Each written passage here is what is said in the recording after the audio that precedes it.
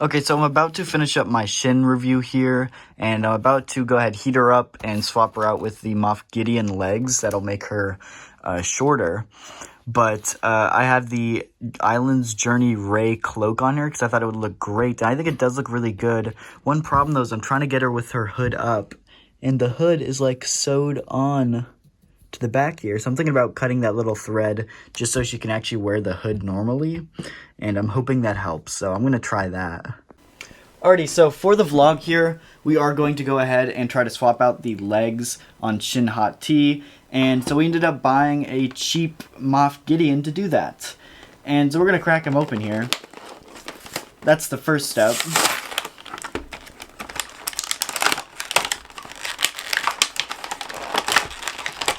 Got the cape.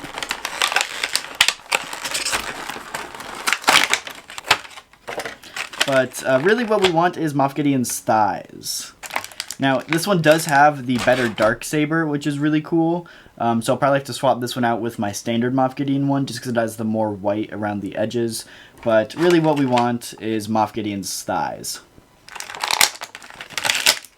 So getting him out here, we will have to heat him up and pop off his legs, and then swap them at the knees for Shin's. But as you can see, Shin is actually taller than Moff Gideon. See, she is way too tall, yeah. We'll have to swap them out here.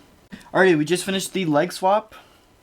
As you can see, we now have the blue Moff Gideon legs on there. I'm going to have to give it some time to cool before I finish filming my review, but it worked out really well. I just used a hairdryer, able to pop them off just fine. I didn't have to put them in any boiling water, but yeah, I'll definitely hold on to these if I ever need to swap them back.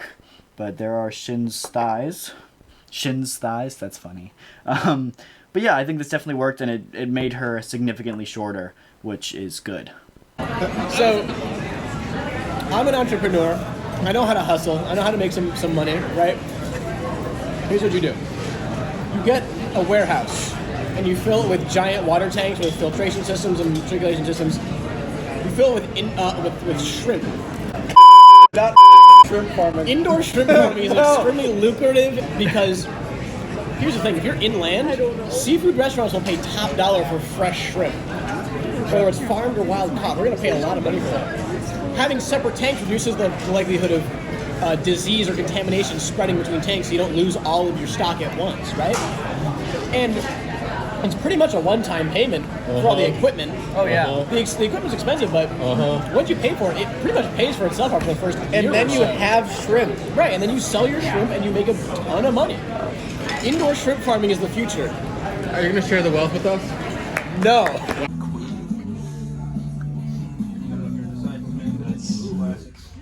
Yeah, I'm more into those crash rackets. 30 is not too bad. No, you're fine.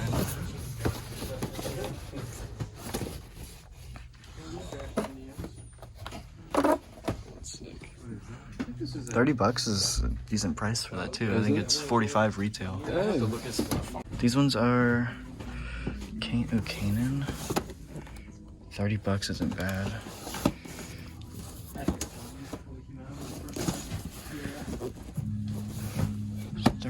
These are some good prices. Do they really?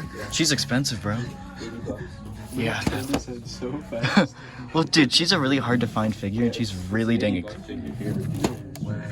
Commander Gree. Whoa. He cool. That one's sick. Oof. What's that gold one? This one?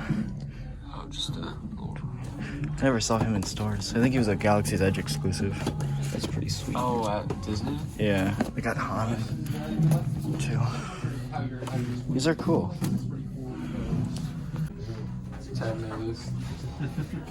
What? Just Josh.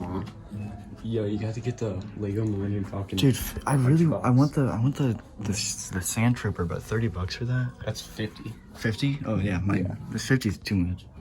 40. Oof. You might be able to work out a price with them. Yeah, I'm sure they're negotiable. The other guy about some of the figures that they have.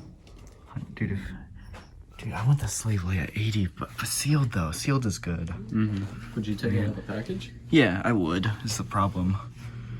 We could probably get it down to at least 70. Even then, it's too much. for. But you also get it now. That's cool. You know, like.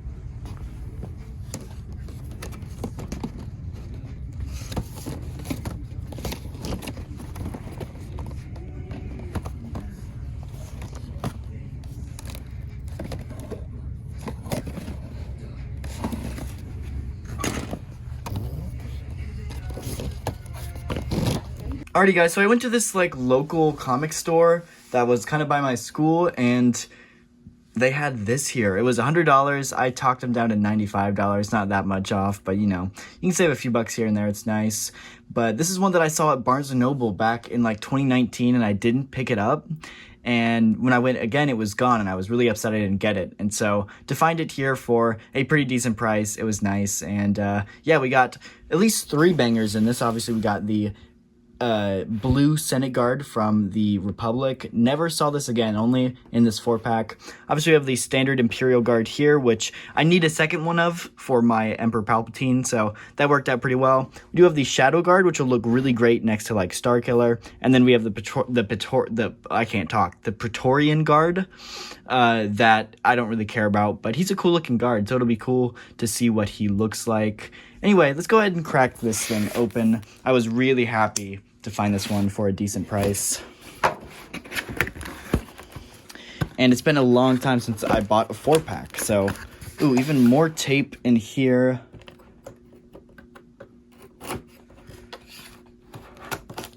And y'all have to let me know. I'm still messing around with how I want the vlog format for this, so let me know if you like this with the cases as the background better for the vlogs, or if you want the overhead camera for the vlogs. Let me know. But here we have the 4-pack. Very interesting. And I think obviously we got to start with the Senate Guard here, because this guy looks incredible. Look at that. Now, under the robes, it is just the basic, like, Royal Guard outfit. But, yeah, this guy looks really cool. And, of course,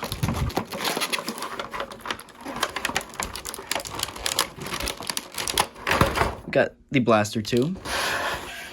Next up, we got the Standard Guard. Nothing too special about him. We've seen him a few times before, but I needed another one of these guys, so easy pickup for me. We'll go ahead and get him and his weapon here moved out of the way.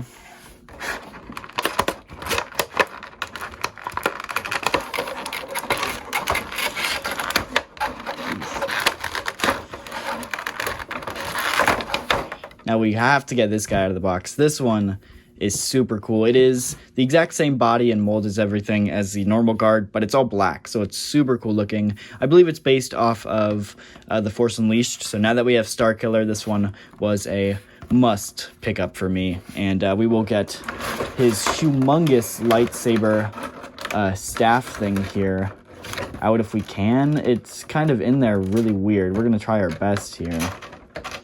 And then we will give him this. Bam! And then last we do have the Praetorian Guard. Not my favorite characters in the Last Jedi, but their armor is super cool looking, so I'm gonna give it a chance. Ooh, that was loud and annoying. I apologize. But there you go. I gotta say, that really sucks. They have no arm articulation at all because of the way like this thing is sculpted. It just doesn't move. That really sucks. They could have done better there. That's a shame. But yeah, here we have all 4 of them out of the box. I gotta say, they are looking incredible. I'm really happy with my pickup here. Even just for these 3, it was worth the $95. They're incredible. I know these are on that old Imperial, like, Royal Guard body, but even to this day, that body still holds up. And basically, they're just going to stand there, so I don't need them to be super articulated anyway. But yeah, these look incredible. and I can't wait to get him posed on the shelf. Alrighty guys, we do have a box here to open from Amazon. One of my most anticipated figures of 2024 and in a long time in general. It's really freaking cool, so excited. Amazon finally had this one in stock, and so here we have not just one, but two of the Glavis Ringworld Mandos from the Book of Boba Fett.